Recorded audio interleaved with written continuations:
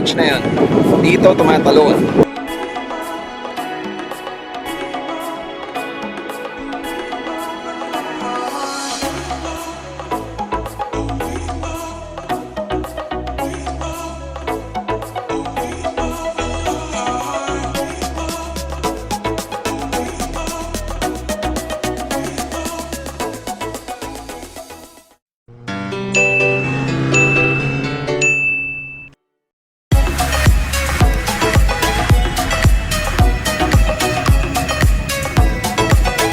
Hello motoristas! Last episode, we toured the province of Sorsogon. We discovered interesting facts about it directly from the locals. We also went to Bulusan Lake and Barcelona ruins. Click the link on the upper right if you haven't seen it. Today, we are leaving the island of Luzon to explore northern Samar. We are taking the fast cat going to San Isidro Port instead of Allen as advised by many. According to them, they are faster and more comfortable. Here's our itinerary for today. Check out Imaga Rock Formation in Cabacungan, have early dinner at Ram's Grill, and check in at Wayang Wayang Beach Resort, all in Allen, Northern Samar. If it's your first time here, my name is JT and I have accepted a personal challenge of touring the 81 provinces of the Philippines on 2 wheels within 3 years. I track my progress by putting markers on my printed map. Make sure to check out my adventures on the video section of the channel. It's time to board the Roro.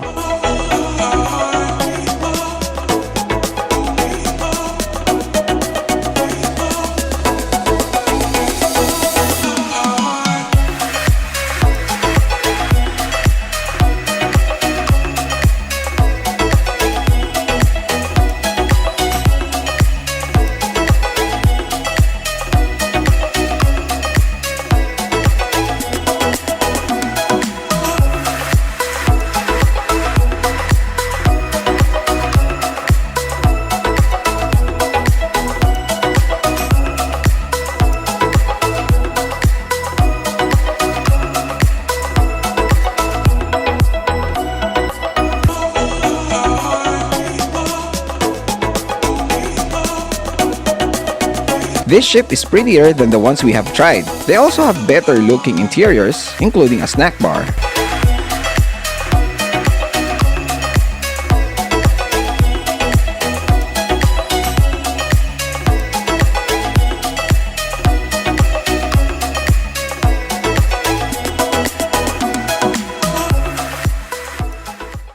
Now boarded! Dito na kami. Their mission is far from Yan! For Marian, This is my first time to ride or board fast cat. Ganito pala dito, so medyo upscale ang konti. Siguro medyo pricey compared sa iba, pero I think it's worth it. Lalo na kung mabiyahe ka talaga sa malayo.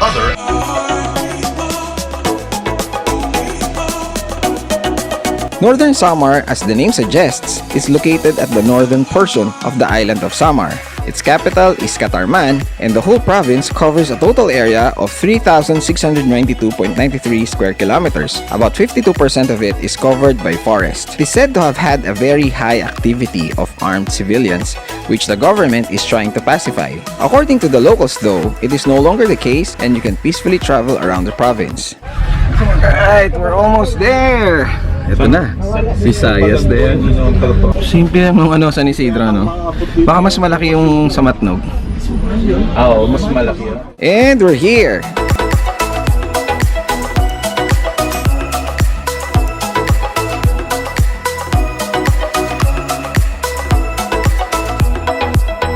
It's my first time to be in Visayas on 2 wheels. Since the ferry left a bit late, around 12:30, we arrived at San Isidro Port at 2 p.m. A motorista, Gene Boy, was waiting for us at the exit. He volunteered to accompany us in our tour in Allen.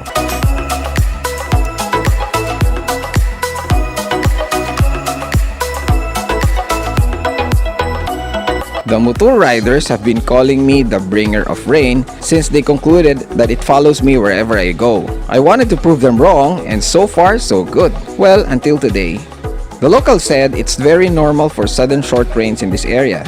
We were contemplating if we're gonna wait for it to stop or put on our rain gears already to be sure.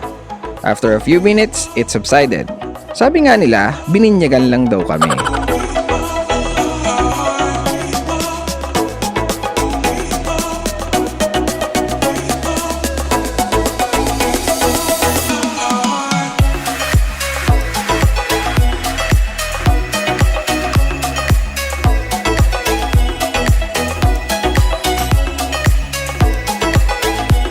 People warned me about the roads here. Remember how beautiful it is in Sorsogon going to Matnog? I think this could be the opposite.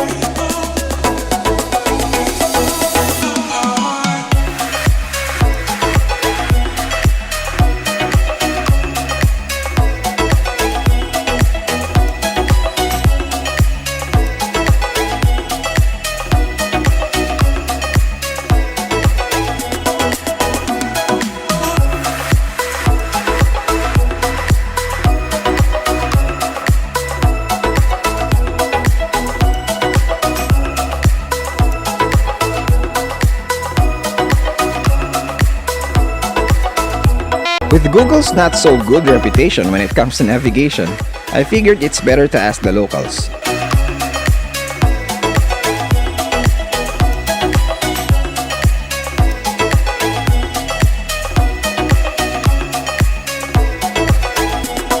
And after a few more stops, we finally found it.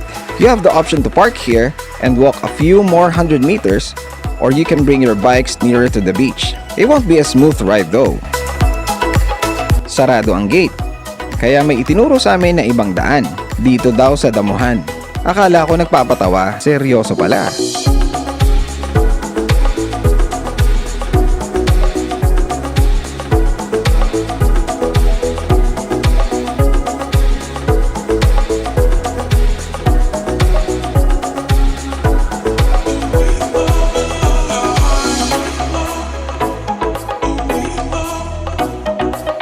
They charge 5 pesos per person as entrance fee.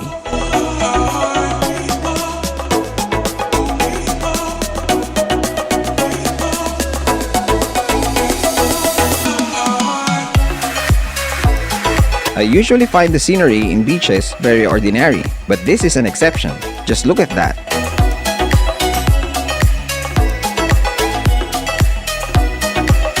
And shortly, we reached the beach.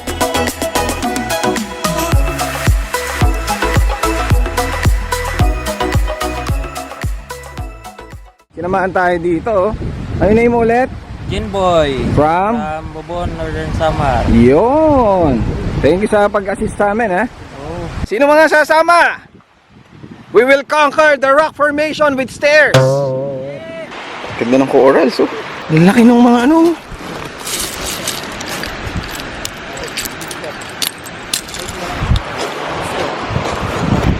Okay, so we're now walking towards the Imaga rock formation with stairs.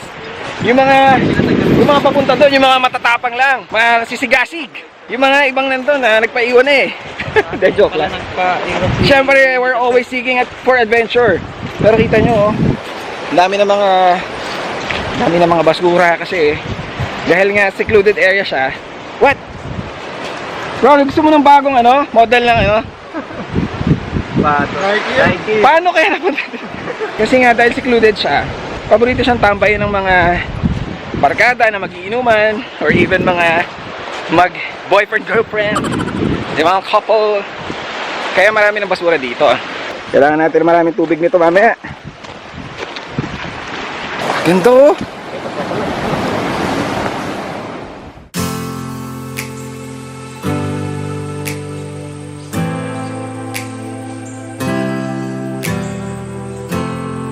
I'm on top of the rock.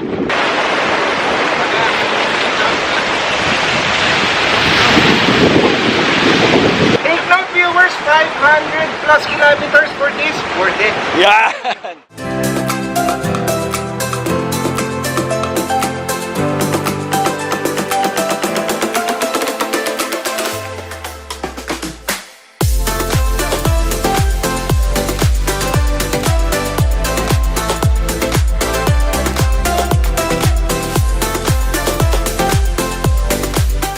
Okay, akit na tayo. The moment we've been waiting for. Is it worth it? Just the mere view. Holy crap. Ay, dito yung nagki-cliff jump. Dito sa dulo. Yeah, dito sa taas. But this is the spot where you jump. Pagbaba mo, dito ka makakabalik. Kasi punta muna tayo dun sa taas. Wow, scary. Sir GT, may ano? May hagdan? May bridge. Kaya ang ganda. Sa taas, akit na muna tayo. Yung inakit namin, oh. Pagkakyat. This is the view up here. Ito yung nasa taas. There it is. So pwede ka. Yun, oh.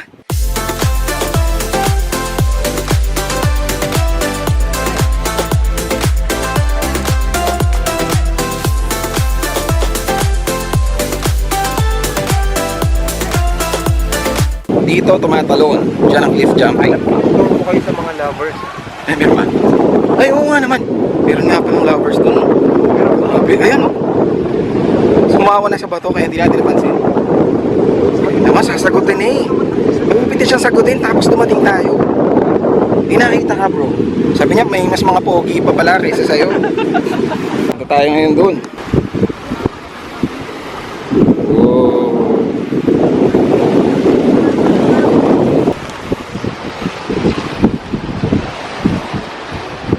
Okay, so dito tumatalon. If you want to go cliff jumping, this is the spot.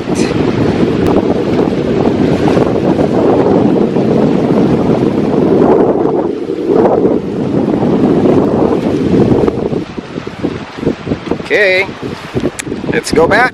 Balik na tayo doon. I hope you enjoyed the video.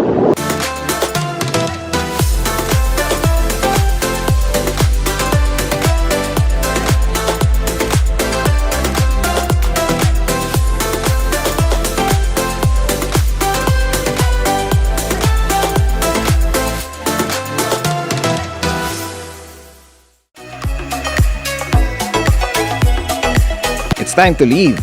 It was an awesome experience, but also a tiring one. Water break first.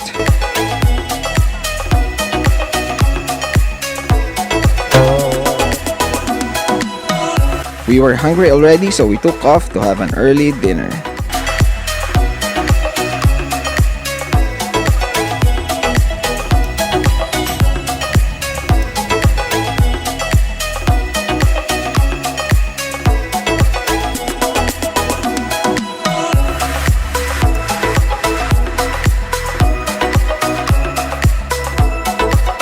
And we reached Ram's Grill.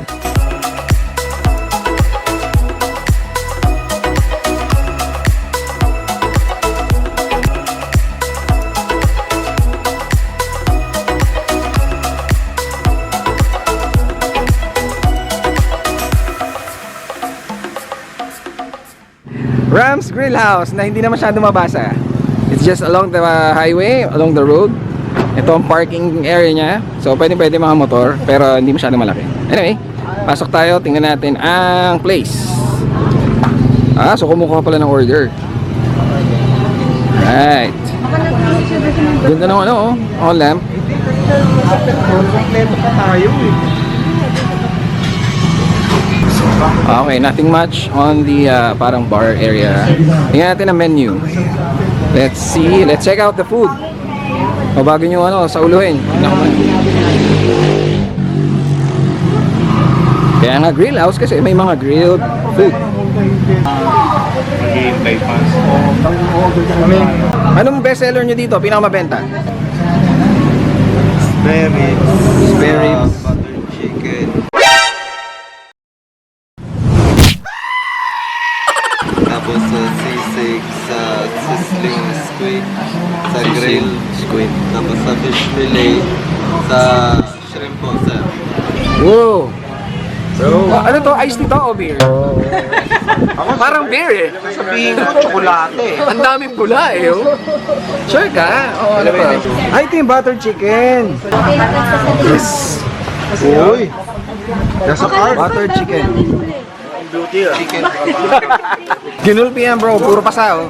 Fish. Doon wala? And Squid! fish fillet. Yun. Yung rice. Hindi, para sa vlog to. Gugutuhin natin na naman yung mga subscribers. Oh! Tipon! Makatry kaya ako kahit isa. After the big meal, we left and headed to Wayang-Wayang Beach Resort where we will spend the night. Napasarap ang pag-overtake ng mga kasama ko. Lumampas tuloy sila. There was no light on the signage, that's why it can be easily missed. I tried to call them, but there was no signal. They figured it out and shortly arrived.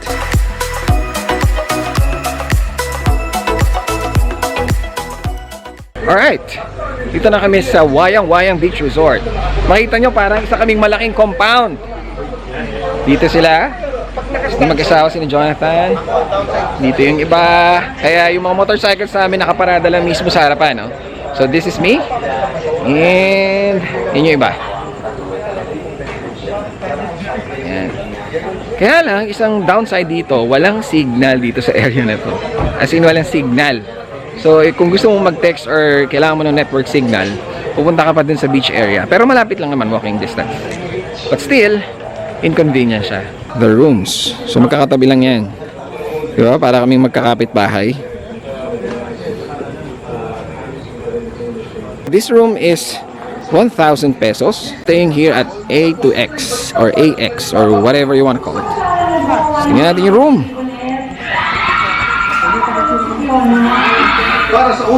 There is the room. This is so twin bed talaga pala siya. May painting. CR. In fairness, may hot and cold water, di ba? Air conditioning system na brand new. So, that's it. Ayos ka kid Halloween fair! Para maka-join sa fun-filled at star-studded na party. Although hindi included yung breakfast doon sa babayaran mo, pero pwede ka namang order na advance for tomorrow. Ito yung menu nila. We called it a night and rested for tomorrow's long ride. Next episode.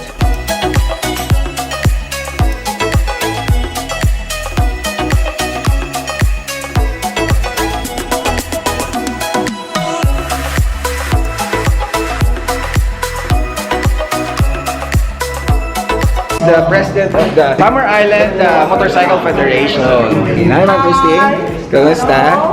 You are safe here. Thank you so much, bro.